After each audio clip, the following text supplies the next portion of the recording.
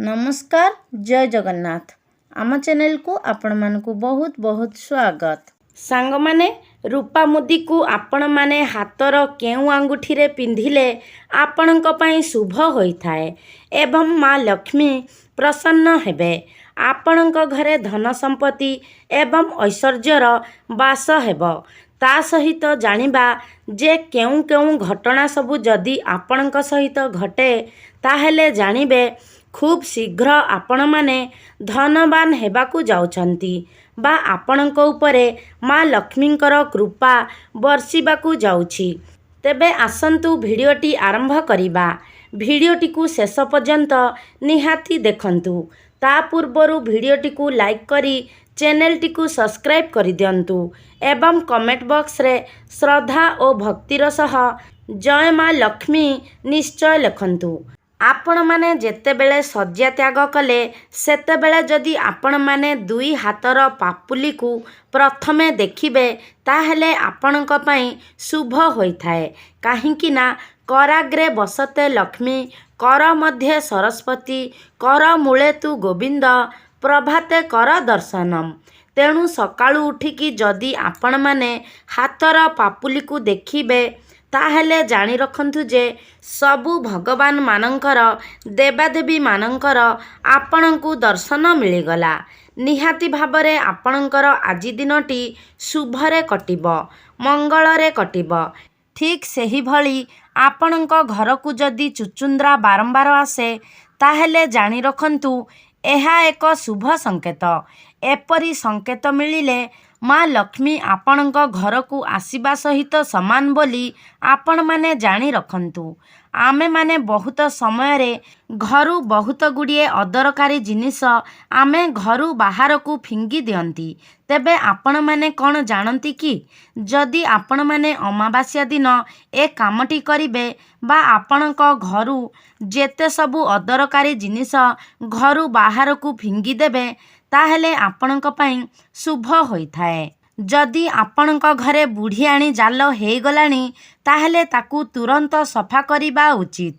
जदि एभली हुए ताहेले आपणक घरे कौन हेबो ना नकारात्मक शक्तिर प्रभाव विस्तार करिबो।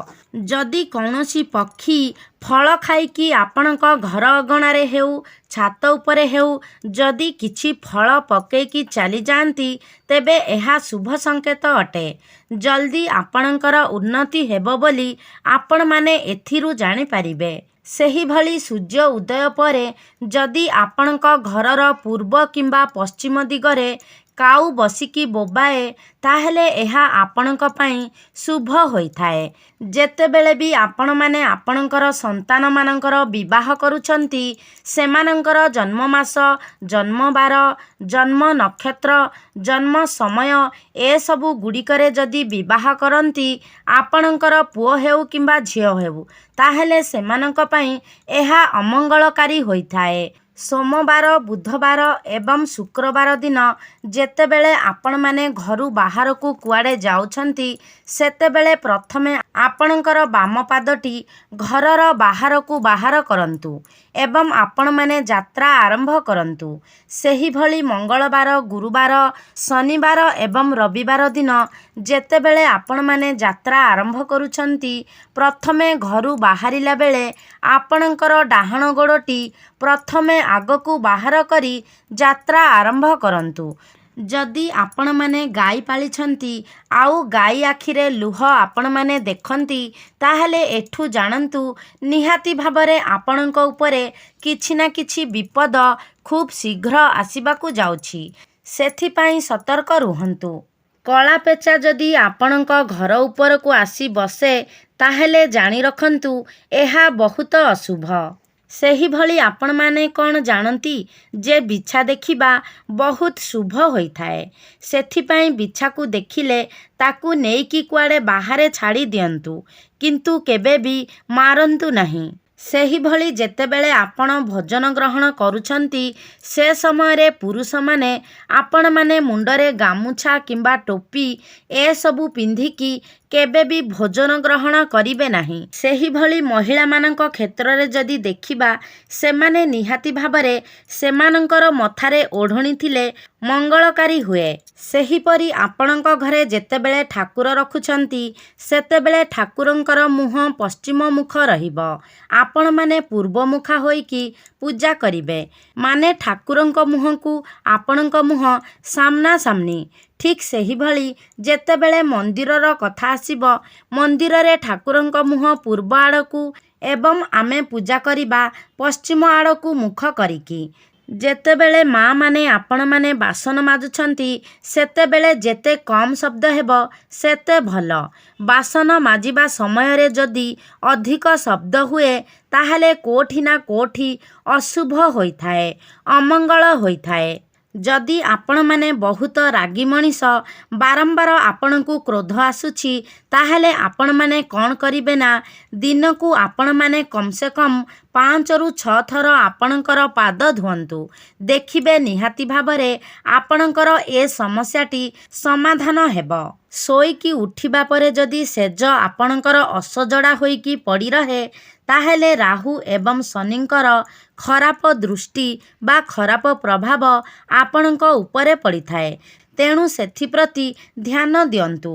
ଖାଇବା ସମୟରେ କେବେ ବି ଲୁଣ ଯେଉଁ ବ୍ୟବହାର କରୁଛନ୍ତି, ମନେ ରଖିବେ ଯେମିତି ଲୁଣ ତଳେ ନ ପଡ଼େ।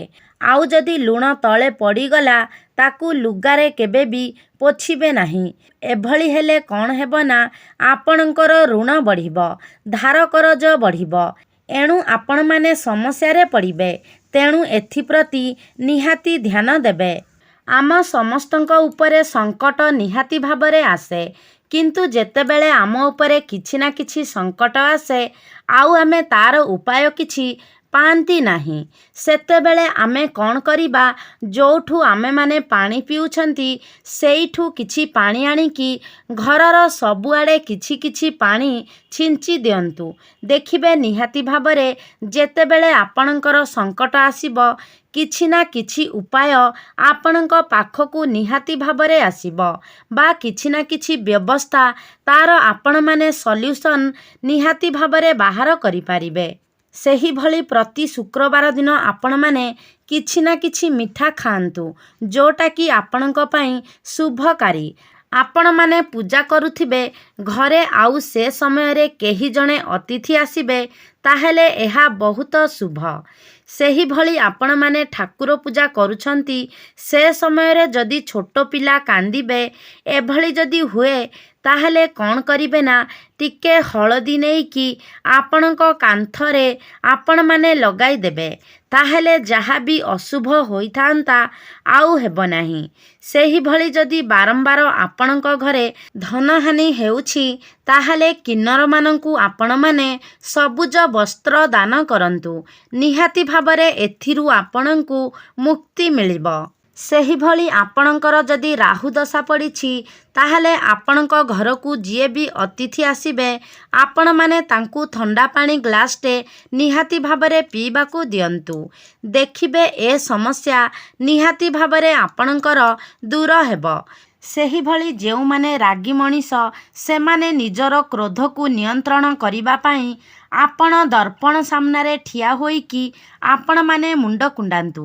ଦେଖିବେ ଆପଣଙ୍କର କ୍ରୋଧ ଶାନ୍ତ ହେବ।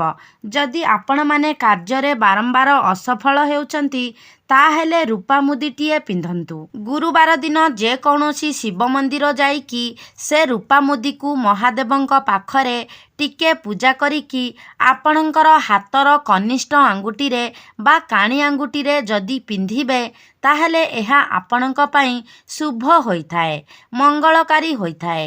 ସେହିଭଳି ଯଦି ଆପଣମାନେ ମନ୍ଦିର ଯାଇଛନ୍ତି, ଆଉ ଆପଣଙ୍କର ଜୋତା ଚପଲ ଚୋରି ହୋଇଗଲା ସେଠି, ତାହେଲେ ଏହା ନିହାତି ଭାବରେ ଶୁଭ ହୋଇଥାଏ। ମନ ଦୁଃଖ କରିବେନି, ଭାବିବେ ଯେ କିଛି ନା କିଛି ବିପଦ ଆପଣଙ୍କର ଟଳିଗଲା। ସେହିଭଳି ଆପଣଙ୍କର କାର୍ଯ୍ୟସିଦ୍ଧି ପାଇଁ ଆପଣମାନେ ଯଦି ଧଳା ରଙ୍ଗର ଗଣେଶ ଘରେ ସ୍ଥାପନ କରନ୍ତି ନିଜ ଠାକୁର ଘରେ, ତାହେଲେ ସେଥିରେ ନିହାତି ଭାବରେ ଆପଣଙ୍କର ମଙ୍ଗଳ ହୋଇଥାଏ ବା ଆପଣଙ୍କର କାର୍ଯ୍ୟସିଦ୍ଧି ହୋଇଥାଏ। ସାଙ୍ଗମାନେ, ଏସବୁ କଥାଗୁଡ଼ିକ ଯଦି ଆପଣମାନେ ଆପଣଙ୍କ ଜୀବନରେ ଆପଣାନ୍ତି ବା ଏସବୁ କଥାଗୁଡ଼ିକ ଆପଣମାନେ ମାନନ୍ତି, ତାହେଲେ ନିହାତି ଭାବରେ ଆପଣଙ୍କର ମଙ୍ଗଳ ହେବ, ଆପଣଙ୍କର କଲ୍ୟାଣ ହେବ। ତେବେ ସାଙ୍ଗମାନେ, ଆଶା କରୁଛି ଆଜିର ଏହି ଭିଡ଼ିଓଟି ଆପଣମାନଙ୍କୁ ନିଶ୍ଚିତ ଭାବରେ ଭଲ ଲାଗିଥିବ। ଯଦି ଭଲ ଲାଗିଛି ତାହେଲେ ଲାଇକ୍ କରନ୍ତୁ, ସେୟାର କରନ୍ତୁ। ଆମ ଚ୍ୟାନେଲକୁ ଯଦି ସବସ୍କ୍ରାଇବ୍ କରିନାହାନ୍ତି ତାହେଲେ ସବସ୍କ୍ରାଇବ୍ କରିଦିଅନ୍ତୁ। ସର୍ବେ ଭବନ୍ତୁ ସୁଖିନଃ। ଧନ୍ୟବାଦ।